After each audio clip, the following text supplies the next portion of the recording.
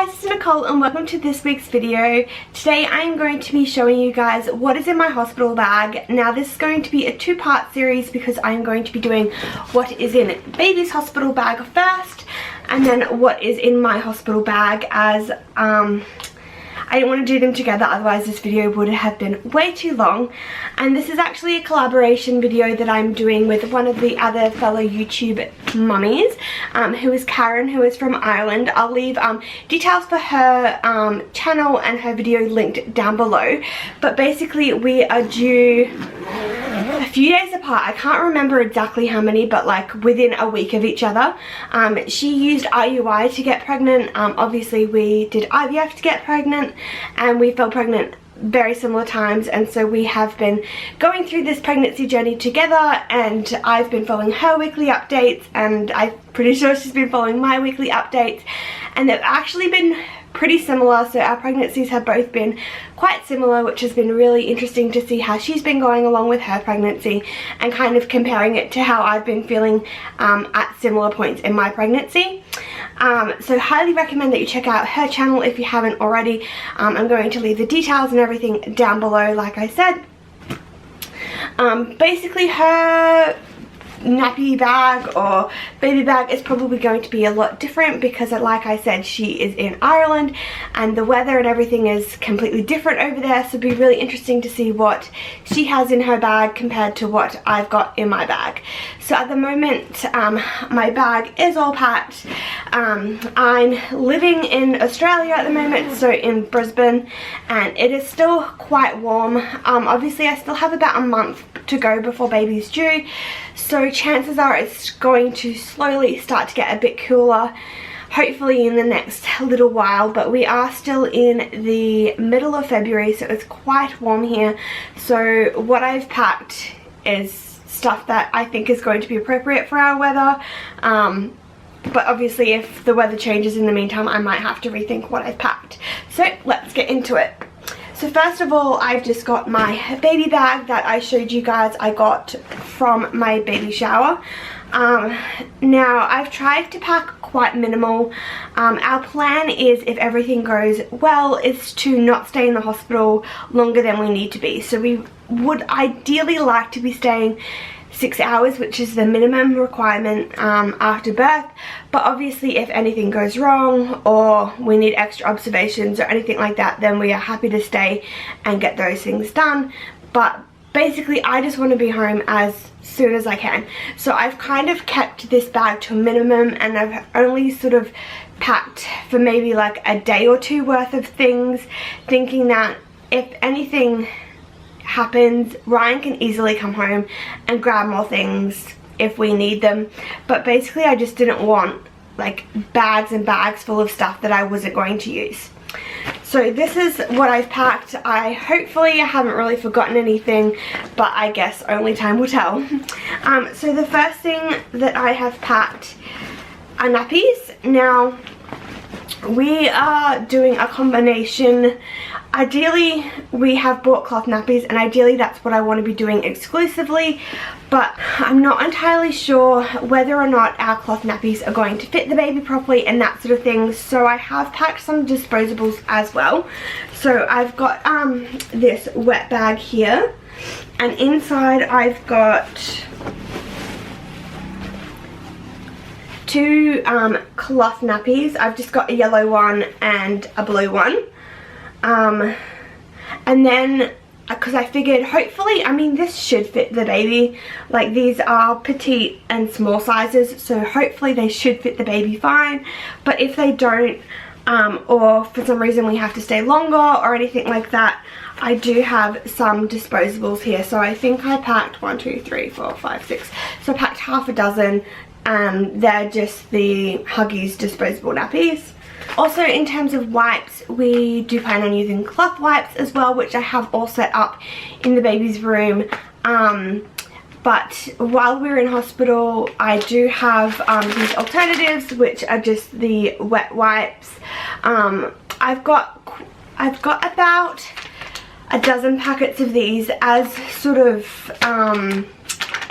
backups, I guess you would say, obviously becoming a new mum and being a first time mum, I'm not sure how I'm going to cope with like breastfeeding and stuff like that, and I really want to make sure breastfeeding is going well, and if I'm having difficulty with any of that and I'm sleep deprived and that sort of stuff, obviously my main concern is going to be baby and not necessarily making sure that I'm on top of washing cloth nappies and cloth wipes and all that sort of thing. So if I do feel like things are a bit overwhelming in the first few weeks, or we are going out a lot, or we have to stay in hospital, I think these are a good alternative. They are 99.9% water, and then the rest of it, the 0.1%, is citrus seed extract. So they are all natural and chemical free, which I love. They are quite expensive in Australia. I don't know how much they are in other countries, but these will set you back at least, I got these on sale for $6 a packet, which is quite expensive when you compare it to your Huggies or your Coles or Woolies brand or any other sort of brand of nappies. But I figured, of wipes, but I figured we're not going to be using them exclusively, hopefully, and they are one of the only ones I've seen that don't have any of those nasty chemicals in it at all. So I've got a packet of those in my nappy bag as well. The next thing I've got is just a burp rag. Obviously I don't know whether or not baby is going to be a vomity baby or anything like that, but sometimes babies can be quite mucousy after birth, so I have got a burp cloth. I've also just got 2 washcloths as well, just a grey and a white one. I don't really plan on bathing baby straight away. Obviously if we're only staying 6 hours, we will bath baby when we get home at some point in the few days after birth. But if for any reason we have to stay in, or I feel like I need to like wash the baby's face or the baby's bottom or something like that, if there's a poo explosion, I've got 2 washcloths there. The next thing that I have is a swaddle wrap, and I've just bought this one from Kmart. It's grey with like little confetti on it, and a blue zipper, and it's just one of those sleep swaddles, so you put the baby in there and like zip them up. Kind of self-explanatory there. And then I have just a muslin wrap. This one just has clouds on it, and that will also be used to swaddle the baby. And if it is a bit cooler in the hospital or anything like that, I've got this other wrap, which again has just got clouds on it, and it's a bit thicker to swaddle bub in if I need to. The last things that I have are just some clothes for baby. Obviously I don't know what size baby is going to be, and I don't know what gender baby is going to be, so I've kind of packed for both. I've packed some smaller things and I've packed some slightly bigger things. The first thing that I packed, assuming that baby is small, is this cute little onesie. This is one of the first ones that we've bought, like even well before we were actually pregnant, and it's got this gorgeous little elephant on it, and I just love this. And this is a newborn size, or a 4-0 if you live in Australia, and I figured we could either have it like that, or if it was a bit cooler, because obviously the hospital has air conditioning, I have got these newborn size 4-0 little pants to go with it, and they've just got grey and yellow stars and swirls on them. There's also a matching little hat to go with it as well.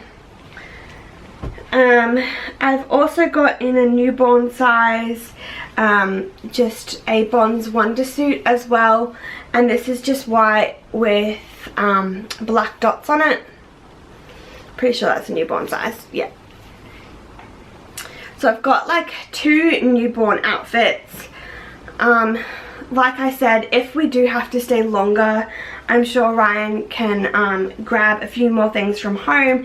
We don't live that far from hospital, so it's not really a big deal at all. for him to come home and grab a few extra things.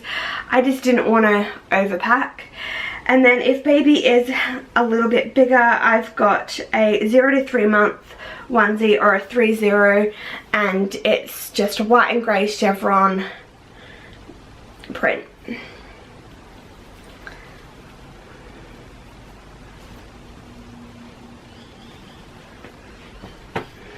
Obviously everything is quite neutral, so lots of greys and whites. We do have a lot of other stuff, and it was really hard to pick what to take, but I kind of stuck with neutral sort of things. The one thing I have packed is I did pack one little girl onesie, because this is just a hand-me-down from my sister, and it is in a newborn size, and it's just got flowers on it.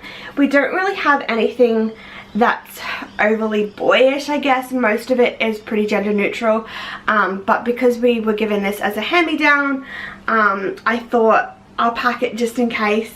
My gut instinct is that we're having a boy, but I don't know. I honestly don't know. I'd be very surprised if we did have a girl, but I thought I'd pack this just in case we do, because it is really adorable. And that's basically all that I've packed. This nappy bag, of course, does have the change mat in the back. But like I said, hopefully we will only be there a few hours. So we're not going to need a whole lot of things. And being summer, I don't need a whole lot of clothes either, because it's not going to be very cold. Like, it's just going to be normal air conditioning in the hospital. So that is what I have packed. Let me know if there's anything that you guys think that I really need to have.